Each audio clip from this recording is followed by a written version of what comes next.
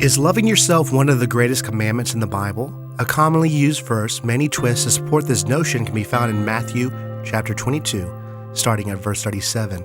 Jesus replied, "Love the Lord your God with all your heart, and with all your soul, and with all your mind. This is the first and greatest commandment. And the second is like it, love your neighbor as yourself. All the law and the prophets hang on these two commandments." The portion that some teachers distort is found in verse 39, where Jesus says, "Love your neighbor as yourself." So many emphasize and teach that we should love ourselves in order to love others. But is that really what Jesus is teaching? That we need to love God, love others, and love ourselves? Wait a minute. God, others, and self are 3 points. Look at the beginning of verse 40 where it says, "These two commandments." Two. Yes, that's right. There are only two commandments connected to the two times that the action verb love is used. We are to first love God and second love others. When Jesus says as yourself, the word as is a comparative, not a commandment. The commandment is to love your neighbor. In order to better understand what Jesus meant by as yourself, let's look at another gospel account of this same teaching found in Luke chapter 10. Here, after the two commandments are stated, an expert in the law challenges Jesus on defining who his neighbor is.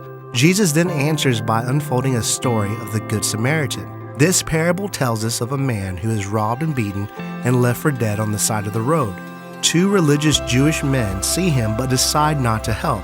Finally, an individual who was considered an outcast and despised during the time by the Jews, known as a Samaritan, aids the one in need. This Samaritan not only delivers the beaten man to safety, but pays for a hotel and provides his needs to recover. Jesus' point was that your neighbor is everyone, even those you look down at. And the meaning of as yourself is defined by the way this man treated the robbed and injured person. The Good Samaritan cared for him in a way he would want someone to care for himself. You see, people don't need to be commanded to love themselves. They already do that naturally.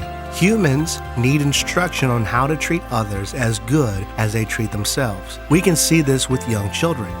There are two pieces of cake, and one slice is larger than the other.